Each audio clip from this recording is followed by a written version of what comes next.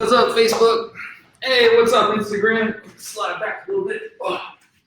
All right, what's up, everyone, and welcome to today's live mobility class. We're going to go over the 90-90 setup, which is such a powerful exercise in working on your hip mobility. I like to call it the ultimate hip elixir. So if you're not familiar with this position, you're in for a treat. And if you are familiar with it, I'm really excited for you as well because this position has so many little nuances and details to it in order for it to really be effective. So there's levels to this stuff, and that's really what we're going to go over today. Now, this is such an important move to master that I take an entire video to coach this in our Kinstretch Online program before folks can even get to the workouts. So I'm pumped to share this with you guys. Now, before I begin, I have to say this. This is not a beginner position for attacking hip mobility. It always kills me when I see someone who doesn't have the prerequisites in their hips just start cranking on everything trying to achieve a certain position here. Now, that's not what mobility training is all about. Everyone's bodies are different. However, we can make this position usable for everyone, and that's really what I'm going to show you today. We'll explore some modification to find what's right for you so you can get the most out of it. I'm also going to talk through what to feel and what not to feel, because that's super, super important. And honestly, I spend hours at a time spending this stuff with clients, just trying to get them to understand what are they supposed to feel in each position, because like I said, we're all different. And don't get caught up in what a position is supposed to look like. That's not the goal here, because like I said earlier, we're all different. So mine's gonna look a little different than yours, but it's all about just kind of playing around with this. And at the end of this, you're gonna have a good understanding of it, but then it's on you to go and practice it, because just like anything else in life, practice makes perfect, right? And so we really gotta make sure we're feeling the right stuff. What I mean by stuff is the right tissue. We don't wanna feel pinchy stuff, which I'm gonna get to in a little bit.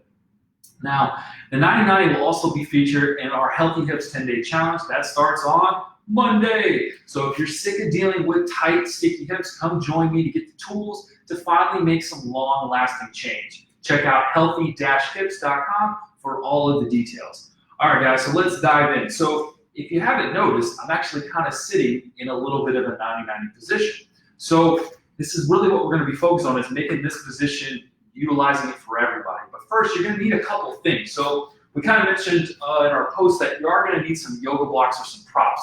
If you don't have yoga blocks handy, it's not the end of the world. It does help.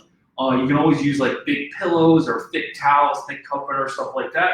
And the other thing is I do like having kind of a beach towel or bath towel, something a little bit thick, because it gives us, one, a little bit of feedback, but two, it kind of helps put us in a little bit better position. So if you need to, go ahead and grab those things. So the real beauty of this 90-90 position, so don't get started yet, just kind of watch me, is that we have what we do, we're attacking both internal and external rotation.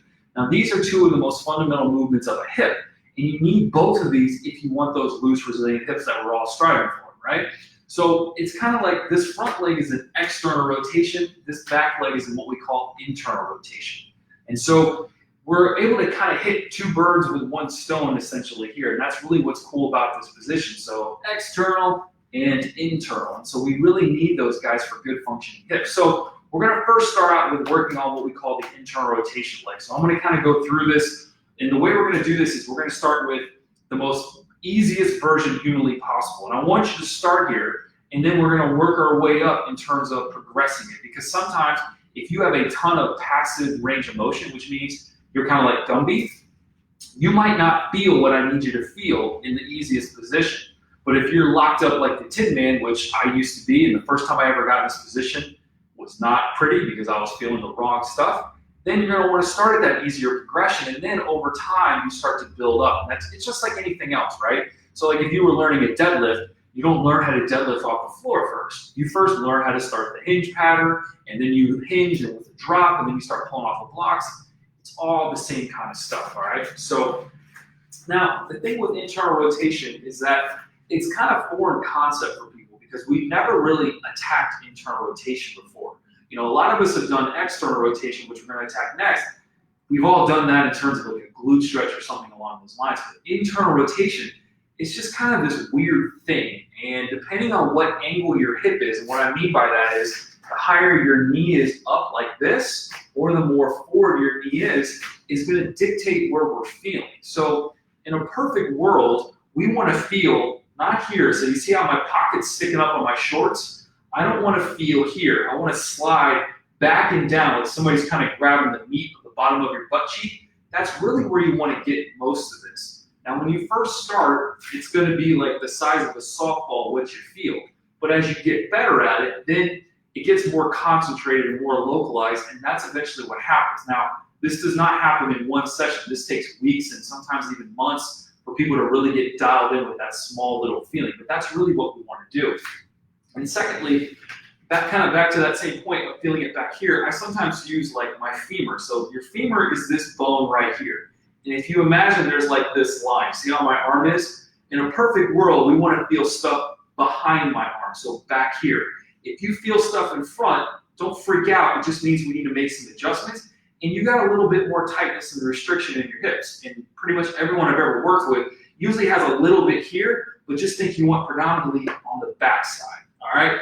All right, let's finally get into position and we'll start moving along here. So if somebody tries to sit up like this, so this is typically what you see on social media. Somebody's really vertical, they're going to get a ton of inner thigh stuff because now that's the limiting factor, and then they're going to get what we call a closing angle pinch right here.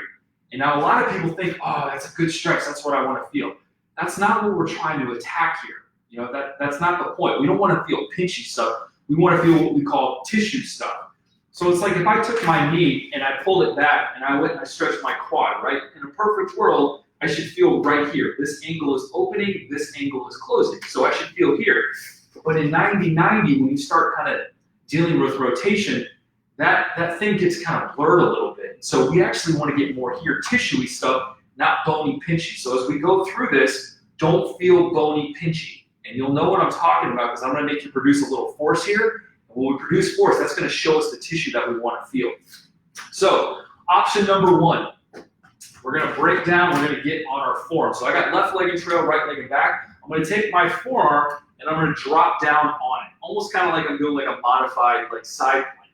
My right hand is in line with my knee, my elbow's in line with my hip, and then I want to pull my right ribs away from the floor. So I have what I call it the deadlift spine, because everyone kind of knows what that means. What you don't want to have is kind of like a curve here. So if I'm here, you can see my shirt is wrinkled. That means my spine's not flat anymore. I want to have a flat spine, so when you hear me say deadlift spine, that's really what I'm talking about. Now, from here, since the femur can't move, we have to do something else to wind it up and create that stretch. So we're going to use our pelvis. So what you want to think about here is good posture, and you're going to grab your pelvis with your left hand, and you're going to kind of roll it back. But don't lose your spine, so don't dump, roll it back. Now, the farther you roll it back, like you're rolling your left butt cheek down, you should start to feel something here. If you don't, that's okay. It might be more mobile than this. But this is kind of progression one. If you feel this, this is awesome, and this is where you're going to want to spend some time kind of playing around. Now, your second option, you take take a thick towel, put it underneath your trail leg foot. And so what that does, that technically took my femur and rolled it internally. So it put me in an internal rotation bias. And then I go back here, and now I don't have to wind my hip up as more, and now instantly I get a little bit more juice here. Now, if you feel your knee, that means you got some inner thigh stuff going on here. And that's going to get more prevalent the more vertical we get. And you can just pick that knee up a little bit and then try to roll that butt cheek down. But what I really want is this nice straight line between my head, my ribs, my spine, my pelvis, my femur to my knee, and then I roll this back, and I should feel some really good stuff here. Now from this position, I want you to think your knee is light, and you're going to try to rotate your left foot down into the floor. Take your hand, grab the bottom of your butt cheek, and you should feel that tissue. It gets hard and contracts, right? And now when you relax, that's where you want to get this stretch in. I hope this is making sense, because you got to feel stuff here. We don't want to feel stuff up here. We want to feel more here. So for most people, when I meet them, especially if they got really tight hips, this is kind of our first level of stuff. Most of the time we have to put the towel there, and then we really get some good stuff here. Now, if you're still not feeling a whole lot here, it's okay. That means you got a little bit more range of motion we need to go play with. So next up, you would take the towel out, and then now, I'll kind of turn a little bit for you guys. You want to still keep that deadlift spine, and now you're just going to be on your hand. But I still have this straight line running down, and then now I would simply roll my hip back. And then now I can even use my left hand as kind of leverage, and now I'm sitting back. And then now I want to roll it down. So I'm trying to touch that left butt cheek down. And then a lot of times when people first get here, that's when they feel some inner knee, kind of inner thigh tightness. It's going to pull on that knee, and it's not going to feel particularly great. So then all you do is you just lift your knee up a little bit. And then now you try to roll the butt and the belly button nice and deep into that stretch. And then now you're going to get more here. But you can't be like this. See that curve? You can see all the wrinkles in my shirt. I want nice, beautiful posture, almost like I'm kind of like bowing my chest up, like I'm about to deadlift, right? And now I'm starting to get more here. If you're getting too much in the front, bring your knee forward a little bit. So you see there's all these little corrections you got to make. And now we kind of sit back a little bit deeper into it. And now, once you're here, you might have to just take a little bit of a break just to kind of let everything relax. So Jim, we got a comment on Facebook, and I can't read it from here. But you're just kind of sitting back here. So solid stuff. Thank you. Charles. Thanks, Charles. Thank you very much. So it's you got to play a lot with this stuff. You know, it's not like doing a quad stretch that I showed earlier. Rotational stuff, it's like chess compared to checkers. Like there's different things that happen, but the biggest thing is you want to make sure you keep this nice and long. So I can have that knee in front of me, pump my chest out, and then now I sink a little bit deeper into it. Now, if this isn't enough, you got probably some pretty good loose hips. So what do? We increase the degree of difficulty. So now I put the towel and then I come back. So if you already felt it, don't go any further. This is just for advanced people or more Gumby-ish people. And then you roll that. So I feel that even deeper now. And notice I didn't have to roll his back as far. Now, if you really wanted to go even more, and I had to do this with my client yesterday, she had a block, actually she had 2 blocks underneath her foot. And on top of that, she even had the next progression, which I'm going to show you next. She has a ton of range of motion that she's worked very, very hard for. She's kind of crazy about this stuff. She does her mobility training for like an hour or 2 every day. Wish everyone was that dedicated, including myself. So now we're going to go a little bit higher. So to increase the difficulty, we get more vertical in that spine. Now what you can do is you can take a yoga block, put it out to the side, and use that right arm as like a kickstand. Now, for me, this is too much for me. All I feel is here, and I don't feel enough here. And you can see my shirt's wrinkled. So I used to do this stretch all the time, and I was like, oh, I'm doing really good stuff, but I wasn't making my hips better because I didn't know the details of it. And that's really what I'm trying to get across today. But if you do need this, get up tall, and then you roll it back. If your shirt is completely straight, you got that beautiful deadlift spine, and you roll back, and that's where you're feeling it, awesome, this is where you're gonna start, okay? So just to kind of recap with this, level 1, we're on that forearm, ribs up, we always have the deadlift spine. That's not enough, put a towel or a block underneath your back foot. That's not enough, we come up a little higher with your still that good spine. Start with your hand wide, it's kind of like you're at this 45-degree torso angle, and then I just keep lifting myself up higher and higher and higher. And that's the goal here, guys, is we got to make sure we're always kind of taking this guy into consideration. So a lot of times you're going to see this move on social media. They call them windshield wipers. It looks like this. Don't get me wrong, there's value to this. However, look at my torso. Look at this. See how it's kind of folded over? That's not going to get you where you want to go because now you're not attacking your hip independently of your spine. You're making your spine make up for your crappy hip. Okay, and that's not what we want. That leads to a whole bunch of problems. That's compensations, and we could spend a whole nother hour talking about that. But you want to focus the hip. What's your intention? Most beautiful word ever made. What's the intention? The intention, when I'm here, is to increase my internal rotation. I want to feel that stretch, because if I feel it, that way I can go strengthen it, which is what we've been talking about these last couple days. Okay, but you got to make sure you have the finer points down first. So hopefully we all got that with internal rotation. Just always remember, what is your spine? Always think about the spine and go play with it. And it's okay if you come up here, just you want to see what crappy feels like, you know, that's fine. But just know, we want to get more here and we want to feel tissue-y stuff, not bony, pinchy stuff, okay? All right, so now we're going to go play with the front leg. So the front leg is an external rotation. Now, once again, what's our intention? We want to feel what we call this outside butt cheek stuff. We want to feel all of this out here. I don't want to get up into my QL. I don't want to get into my lower back. I don't even want to get in my inner thigh. I want to feel all this stuff. So if you take your hand and put it on your pocket, okay, that's the edge of your femur bone, also known as the greater trochanter. And that's the last sciencey thing I'm going to say. If you drop back right there, that's where we're going to get a lot of what we're going to go after right now.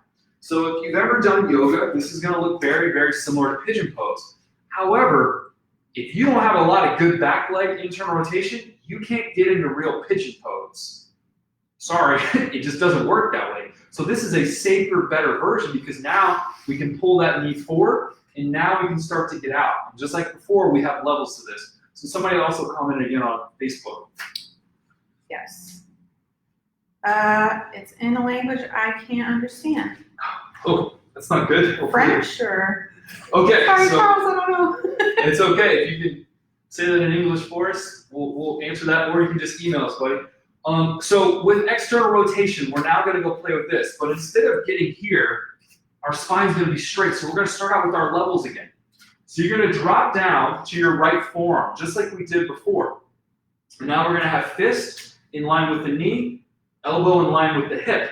Now from here, pull your ribs away from the floor and just lean forward a little bit.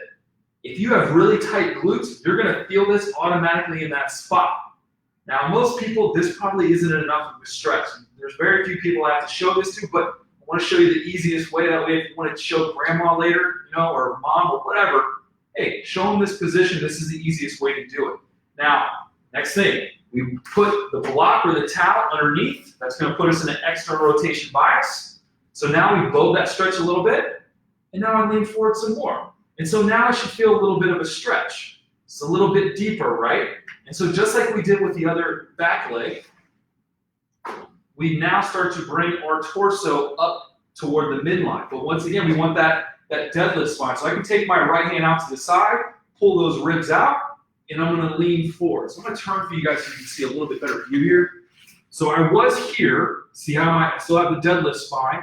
Now I'm here, and then now I get out over that hip. Now, if you got some stuff going on in here, in that inner thigh, and that's what you're feeling, it means you got some closing angle pinches and you got some stuff going on there that we have to address, which is a little bit more in detail than what this session is about. You just want to get here, but if you do, I would say lean back, take the block, puts us in that internal rotate or external rotation bias, and now I don't have to go as deep to feel the stretch. Like I already feel a mild stretch in my glute. I know this looks kind of funny, but it's really all about that spine. I got that good rigidity. Because if I do this, like I can kiss my knee pretty easily, all I feel when I do that is I feel the tissue around my lower back and my QL, which is just behind your obliques. That's not the intention, right? The intention is the glute. So always keep that in mind. We want to feel glute, glute, glute here. So get tall, good rigidity in the spine, and I lean forward. Oh, that feels really good. Now, if you're starting to get too much over here, you just simply bring that left knee forward a little bit because that's not the point of the drill, right? It's not supposed to look a certain way. It's supposed to feel a certain way. That's really what we're getting into. And now I just sink out over that hip, check in with my spine. Do I feel really good? Oh, that feels really, really good right there. Now, if you think like you're trying to lift your butt up to the sky, that puts you in what we call an anterior pelvic tilt. That's going to bow the stretch a little bit. So if I'm here, I'll move back for you guys. If I'm here and I think taking my butt and sticking it out, like I'm trying to arch my lower back, that automatically bows the stretch. Kind of like what we talked about with the hip flexors the other day. And same thing with the hamstrings. Everything's all connected. So I can't really move my femur here, but if I move my pelvis, ooh, that feels a bigger stretch. And so a lot of times people will just drop their sternum, but I like to think sternum goes forward, butt cheek goes back. And that's how we really get a nice deep stretch deep inside that hip capsule. So that's what you guys want to feel here. Now, if you are even more mobile than that, I've seen some people, they have 3 yoga blocks here, and then watch my spine. See how it's crooked? They shift, their spine is completely straight up and down, and then they sink out over that hip. So if you got pretty flexible glutes, then that's going to want to be your option. So just to kind of recap, same thing as the back leg. Option 1, you're here, stick your butt out, stick your chest out, get out over. If that's not enough, put something underneath your foot to lift it higher into external rotation. That puts you into it. That's not enough. You slide your right hand, good deadlift spine, get out over it. If that's not enough, you put something under your foot, and then you just keep working yourself up until you feel that really good stretch, always thinking chest out, butt out. Remember, the goal is not to put this doesn't do anything. It's just stretching your spine. So I hate saying it because a lot of people do it, but what's your intention? It's the glute, right? Now, I'm only going to show you guys this side. So we did left leg internal, right leg external, because we could spend a whole nother 10, 15 minutes doing the other side. But just keep in mind, when you go to do this on your other side, it's not going to feel the same. So there's no such thing as symmetry in the body. Like if you cut us down the middle, we got completely different things on either side of our body. And so everyone's trying to achieve like this perfect symmetry on both sides. It's not really going to happen. It just doesn't. Most of us are more right side stuff, and that's a whole other lecture all itself. But just remember, don't freak out when your other side doesn't feel the same. Like my right side, everything on it is a little different than my left. So when you go to do the other side, rewatch the video, go through those same cues, and just go explore. See what feels good, what doesn't feel good, and kind of go from there. All right? So that was a lot of good coaching, guys. I hope you guys got some good stuff out of this, because it's those aha moments. That's what we're really focusing on with this stuff, is to kind of just expand people's brains a little bit. Because I know personally, like I struggled trying to figure out exactly what I was supposed to be feeling in each of these positions. And I used to sit like this, look at this spine. Looks like garbage, right? And cranking.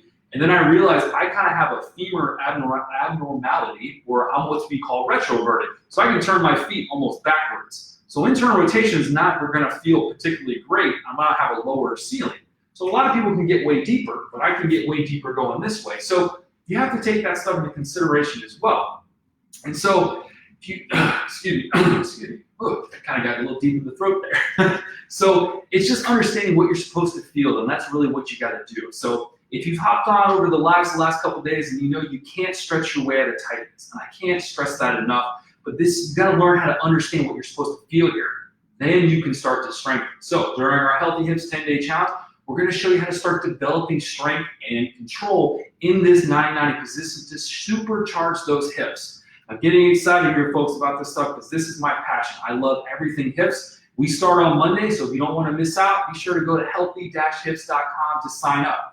Now, come back tomorrow because we're not done yet as we dive into those knots in your glutes with a little anatomy, what causes them to get so darn tight, what issues tight glutes can lead to, and lastly, what common things people are doing to alleviate them, but they're really not doing anything. So, hope you guys enjoyed today's little lecture, little class. Your hips feel a little bit better, and we'll see you guys tomorrow.